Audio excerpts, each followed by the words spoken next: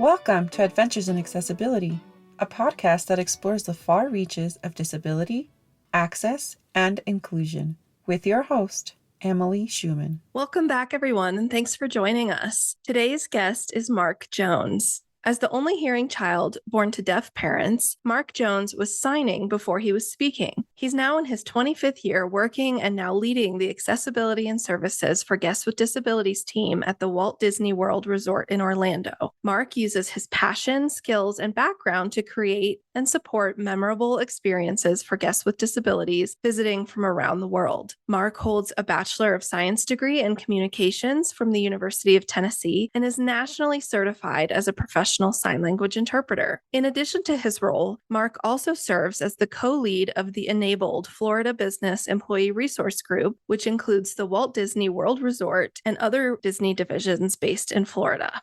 All right. Well, hi, Mark. Thanks so much for being on our podcast. We're excited to have you. Yeah, thanks. Thanks for having me. Absolutely. First question for you. Can you just share a little bit about your relation to disability and how it informs the work that you do? I am a CODA. So for those of you who know that phrase, great. But for those who don't, I am a child of deaf adults, which means my parents were deaf. I also have one sibling, my brother Paul. He too is deaf. So growing up, I was the only person in my household who was not. Grew up in the West Hartford, Connecticut area. And because of my parents and their deafness, I became a part of that deaf community, and my parents were very active in the community. So we did a lot of events and activities for the deaf community in and around New England. Lots of trips to deaf camps and deaf bowling tournaments and all the soccer games, whole host of things specific to the deaf community. Of course, as part of that, I also provided some amount of interpretation for my parents when needed. This would have been in the 70s and into the 80s, so prior to the ADA. So I found myself assisting my parents where I could, answering the phone, answering the door, going with them to certain places if they needed an interpreter, if they thought that would be helpful. So lots of just interesting experiences for a young child, going to all kinds of different things.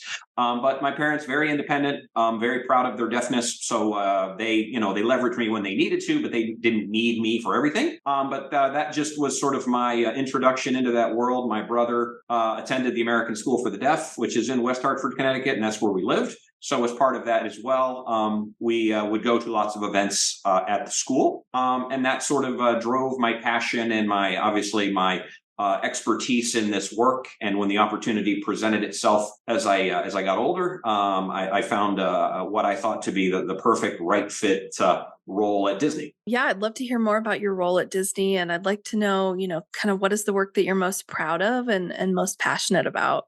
So I lead our Accessibility and Services for Guests with Disabilities team at the Walt Disney World Resort in Orlando. And I and my team, our responsibility, our charter is to just ensure that we are thinking about and providing service for guests with disabilities across the board, whatever those service needs might be at the resort, assisting guests with those services, including those services and those enhancements as we develop new projects, as we retrofit old properties. So just any and all things that are tied to accessibility in the guest space. We have another team that I work with closely who support all of our employee-based accommodations work. We call our employees, we call them cast members. So we have a whole team that supports the cast accommodations work. I like to say that my team, we serve, if I was to pick a Disney character, we serve as the Jiminy Cricket for the organization, in that we are the conscience. We are those individuals who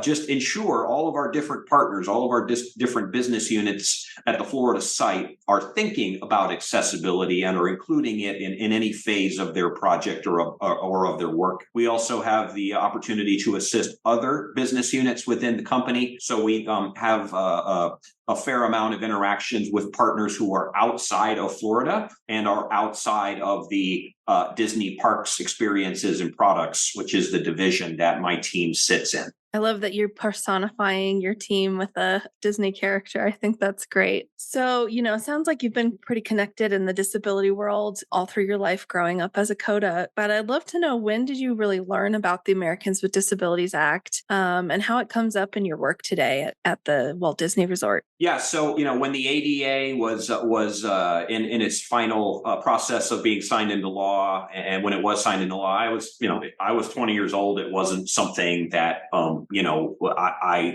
was super connected to. I was still in college. I wasn't sure what I wanted to do career-wise. What I did know, though, that it was, from what I had read and what I had heard, it was certainly going to make my parents' life, my brother's life, and others like them, was going to make their lives easier, that they were going to have more ready access to services. They were going to have more ready access to facilities that they didn't have before. I will say that Connecticut was a pretty progressive state in its day, which meant that they did have access to some services even before the ADA. So I think they were fortunate that they had a state that thought in that way. But with the ADA coming into existence, I know my parents we're very excited about the notion of perhaps not having to fight as much to gain interpreters for things, the ability to perhaps have captioning be more readily available wherever they might be, that type of thing. So that was kind of what I was hearing through them.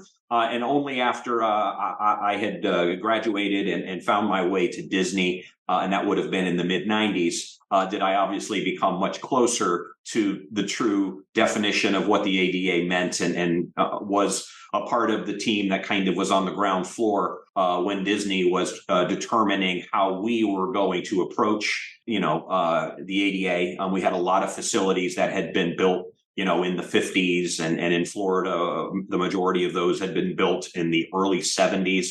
So there was going to be a lot of opportunity to go back and look at those facilities, et cetera. But it was, it was still, a lot of that was still kind of remains to be seen kind of vision. And certainly as we chat today, I think I can look back and say lots of benefit that the ADA brought. But also, I think lots of ongoing conversation across the board. Wherever you might be or wherever you might look, lots of conversation around. Well, what do we have to do? What does the law say we have to do? I and my team at Disney, we have taken the approach for our partners to say that although the ADA and other related legislation is important, that shouldn't be our ceiling, right? That should really be the ground floor. Like, that's where we should start our conversations. But the reality is, we're in the guest service hospitality business. We should be looking to do the right thing for our guests.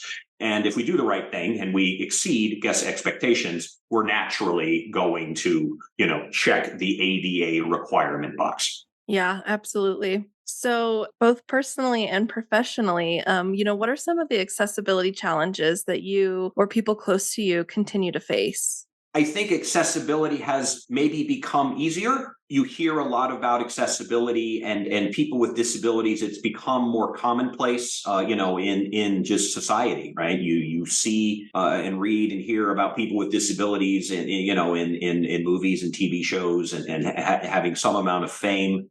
You're aware of some really good things and some really good work out there to continue to promote full access for people with disabilities. So the point of this is, I think there's some who get into that kind of comfort zone, like, yeah, we've got it all figured out. Like, yeah, we're doing everything well. So I and my team, we continue to push all of our partners to ensure that they don't get comfortable, that they don't think we have it all figured out, that we haven't checked all the boxes, that there is a lot more work to be done, new products, new innovations, what others might be doing in the industry, what our guests are telling us in their feedback. All of these are important things allowing us to continue to move the work forward. And it's kind of always a work in progress. Like, it's never a done thing. So I think it's just getting individuals maybe that aren't as close to this kind of work to understand that this is not a kind of we're done with it kind of thing, that there's always work to be done, good work to be done. Yeah, and you mentioned some, sort of your philosophy of really looking at the ADA as the floor rather than the ceiling, and wanting to go above and beyond that. So I'd love to know, maybe if you can give me some specific examples of kind of how you create an inclusive, welcoming, and of course, accessible experience for people with disabilities at Disney. Yeah, for sure. So with every new project we have, whether it's a small project or a big project, we always have an opportunity to meet with all of those partners, whether they're in the design space. We have an entire division of the company called Imagineering. The Imagineers are the ones who sort of create the new products. And we are, I, my team, and many other partners are part of very early conversations as the Imagineering team starts thinking of ideas. Maybe not like day one, like maybe not when somebody drew out an idea on a cocktail napkin, but not long after that, when there's actually some information that's being put together on like, hey, this is what we're thinking about it. This is the kind of ride we think it's going to be. This is the kind of experience that we think it might be. These are maybe what the ride vehicles may or could look like. Being a part of that at the onset, being a part of the discussion in that blue sky phase, so we can help hopefully lead good decisions to be made around accessibility versus being brought in when something's at a 95% completion rate and oh yeah, we hadn't thought about accessibility, now what? So being in those early conversations obviously works for everyone. I mean, inclusive design, right? If you're building accessibility into the design, that's going to benefit way more than just people with disabilities, and in just ensuring that we don't lose those kinds of opportunities. So we're constantly trying to stay plugged in and into all the different work that's going on to ensure that we aren't missing those moments. And how do you involve the input of the disabled community in the work that you do? Yeah, we have a network of individuals that we tap into. In addition to my day job, I also co-lead Enabled. Enabled is our business employee resource group. You might hear them referred to as employee resource group or diversity resource group. But at any rate, at Disney, we call it BERG. And the Enabled BERG is for cast members, employees, crew members, and Imagineers who are either a person with a disability or are advocates or allies of the community. And it's a volunteer-based group made up of a cross-section of employees from across, many parts of the organization. Enabled becomes our resource sort of in my day job, right? So when we are seeking feedback from those who have the lived experience, we have the ability to tap into Enabled, and the vast number of members that we have as part of Enabled tap into those individuals to be able to get feedback from them, whether it's feedback in a more of a PowerPoint presentation. Here's what we're thinking we're going to build. What do you think? All the way to this is kind of the ride vehicle that we're going to have. Now we've built a mock-up of it out of wood. We'd like for you to come and share your feedback in, is this process getting in and out? What do we need to look at? We're building a new roller coaster. So by the nature of it being a roller coaster, there's going to be a transfer involved. How do we make that transfer easy for you as a person in a wheelchair? And getting different perspectives, different end users, different types of wheelchair users to be able to provide feedback and then be able to make adjustments. And then as it truly goes into production, continuing to bring in those individuals to provide their feedback. So that's a real fortunate asset that we have is the availability of Enabled. And we will, on occasion, depending on the project, we may actually also look outside. We may go to advocacy organizations and others to gain feedback, either from the organization or ask the organization to reach out to their membership. So we might gain some feedback. Yeah, that's so important. So why do you think it's important for people with disabilities to have equal access to recreation? I wish there were more companies out there that saw the value in the disabled population. I think we, made the conscious decision many years ago that if we build facilities, locations, rides, restaurants, merchandise locations, if we build all of this as accessible, people with disabilities will naturally come and see us because it's just easier for them versus companies out there that may not view the disability market as one that's a viable one to really kind of go after. They may make things accessible because they think they have to, but they really don't see the value in that market. So I think, for us, fortunately, that was a good decision I think we made many years ago, that we really wanted to build our property to be a place that was, high priority or high on list of a person with a disability to be able to come and have a good time. And what is the process for a guest with a disability when they're getting ready to visit the resort to let you know what they need and access, those accessible features? This kind of ties into challenges, a question that you asked a little bit ago. But, one of the challenges we have is we're a really big place, right? Just Walt Disney World Resort is, size-wise, the equivalent of San Francisco. So it's a very sizable property. Lots of options on the property, lots of theme parks, lots of different types of rides, lots of hotel options and dining options, just a lot to do. So it's a lot. So it's overwhelming truly for any guest planning a visit. add in the layer of if you are a person with a disability visiting, there's just more work you've got to do. So we try to be very proactive in putting and providing information through our website. So the website provides a pretty deep amount of information, to the point of we actually have a section of our website that is specific to disabilities. And within that disability section, it kind of breaks it out by major disability category. And through that, we're able to get guests grounded a little bit on, as far as like, these are the kinds of things that we have. Now you as a guest kind of need to decide, do you like thrill rides? Do you like a specific character? Is there a specific Disney, portfolio that you like? Are you a Star Wars person, etc.? And trying to get our guests to have comfort around these services even before they travel to Orlando. Because once they get to Orlando, if they really haven't thought this through, it's overwhelming, because there's, again, back to, there's just a lot. There's a lot to do for anyone. So trying to have our guests focus on trying to do some of that pre-planning goes a long way. And if, maybe they've narrowed it down, but they still haven't figured it out completely, we've got some great resources for them. So if a guest prefers to talk to somebody on the phone, there's an ability to talk to one of our agents for them to share more about specific services. If they really prefer that more face-to-face, they can do that once they arrive on site. Every one of our theme parks has what we call a guest relations location. They're sort of our guest service team, and they can go super deep on any topic that the guest may want, including helping to itinerary plan for a person with a disability. So we've got those kinds of options, but there is that little bit of onus that we kind of put on the guest to say, pre-planning would probably be best for you, just again, because of the vastness of our property, which for our purposes, I guess is a good problem to have. It's good to have a lot of options, but then that does mean that the guest needs to do a little sort of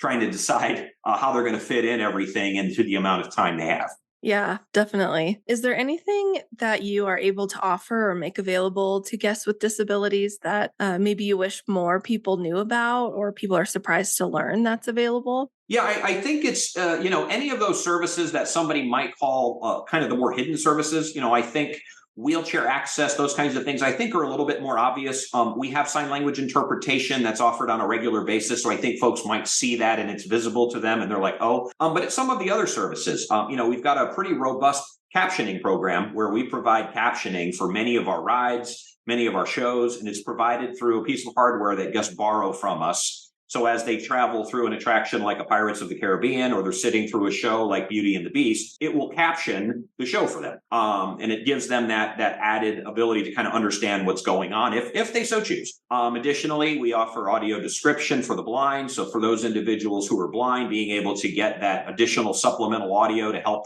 sort of paint the picture of what an area might look like or what a show might be like. Those services, we wish more people were aware of those and use those, because they're really, I think, really great services that perhaps go a little bit underutilized. So trying to continue to sort of raise the awareness around those kinds of things would be huge.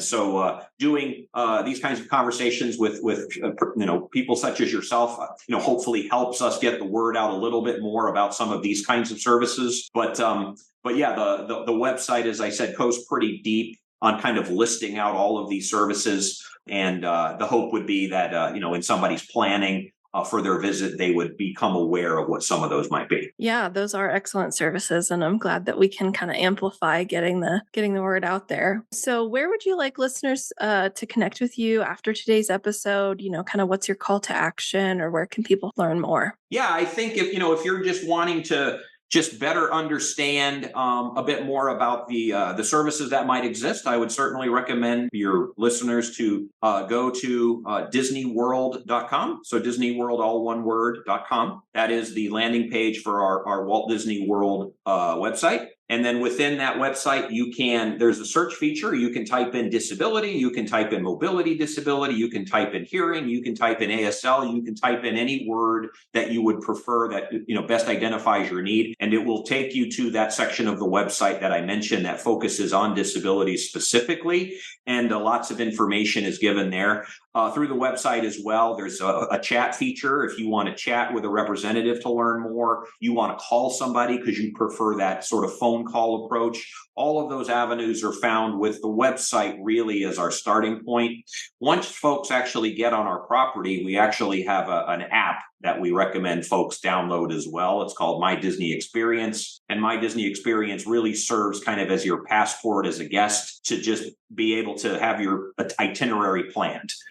It's a place, for example, where you can, you can upload your ticket media. You can, from there, make your individual park reservations to ensure you're gaining access into the particular park you'd like to on a given day. And then beyond that, all of the other services that you might seek, maybe you want to make a dining reservation, those kinds of things. All of that can be done in sort of this self-service way through DisneyWorld.com. And then as that extra step, enrolling and signing up for the My Disney Experience app, which gives you that kind of information at your fingertips. That's awesome. So as we wrap up here, is there anything else you'd like to share with our listeners or anything we didn't ask that we should have? I don't think so. There's a story that I'd love to share that, for me, I think really kind of encapsulates why we think accessibility is important and why we put such an emphasis on it and why we have a team that does nothing but think about accessibility. So if it's okay, I'd love to share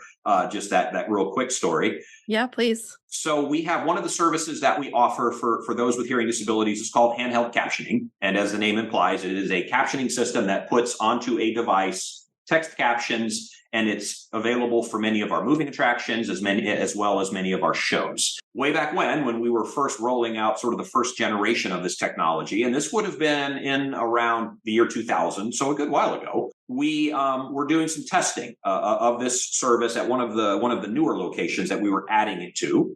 We had enabled the resource group I mentioned, but I also had another resource. I actually had my brother, who is deaf. He was in town.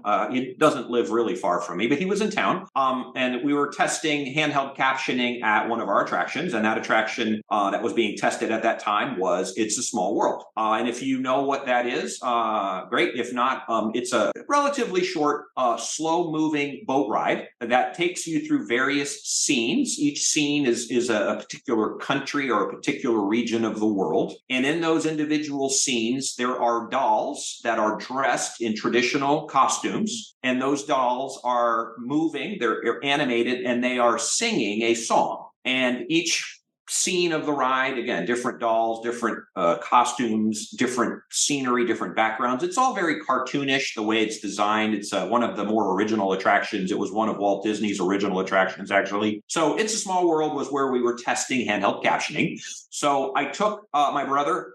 We loaded onto one of the boats before the park opened. I handed him the device that was for captioning, and I said, check out this device and we'll chat about it later. So we start traveling now on the waterway, passing through the individual scenes. I am looking to see what his reaction is now to this device. So about halfway through, I tap him on the shoulder and I ask him in sign, so what do you think so far? Is it good? What do you think? And he's like, yeah, this is cool. I think it's cool. And there really weren't any options out there like this. So I asked him, I said, so do you think people are going to like this? And he was like, I think so. I have never seen anything like this. This is great.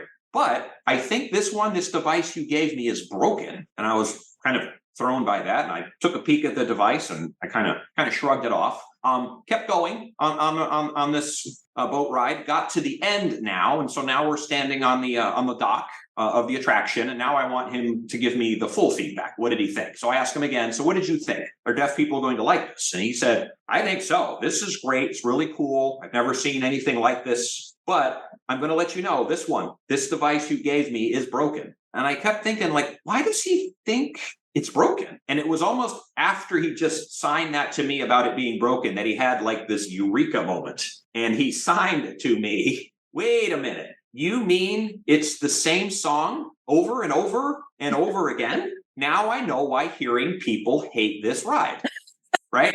So that was kind of this thing where he finally realized there was this song that just gets in your head. And as a hearing person, you know the song I'm talking about, and it just kind of running in your head. But this is early 2000s, and he finally got that. And I think the part of the story that's critical is my brother and I had been coming to Walt Disney World since we were kids. I mean, we started coming in 1976 when my grandparents moved to Florida. We went to Magic Kingdom every year. We rode It's a Small World multiple times every year. And this is now the year 2000. And my brother, who had ridden Small World all those times, finally got that musical piece. And now he had the full story. He knew about the dolls. He knew that there must have been a song, there was something, and he knew, but he didn't know. Now he had all of it. So that's really, for me, that's what accessibility is being able to give you the entire story. And that's what we do. You know, I think, well, Disney is a storytelling company, and being able to give you the whole story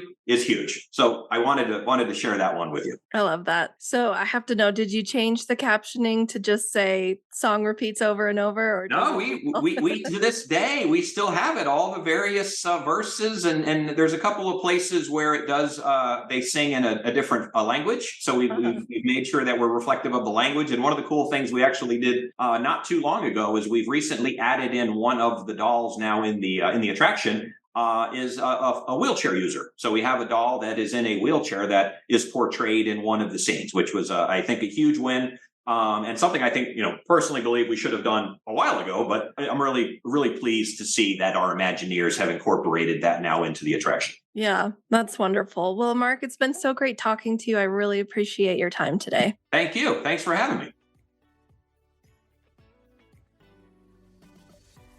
Thank you for listening to this week's episode of Adventures in Accessibility. Tune in next time for another dive into the unknown. Adventures in Accessibility is hosted by Emily Schumann, and Jessica Lucinia is our sound engineer. This podcast is a project of the Rocky Mountain ADA Center and is funded under a grant from the National Institute on Disability, Independent Living, and Rehabilitation Research, grant number 90DPAD0014. This production is intended solely for entertainment and informal guidance and should not be considered legal advice. The opinions expressed by guests are not necessarily held or endorsed by the Rocky Mountain ADA Center.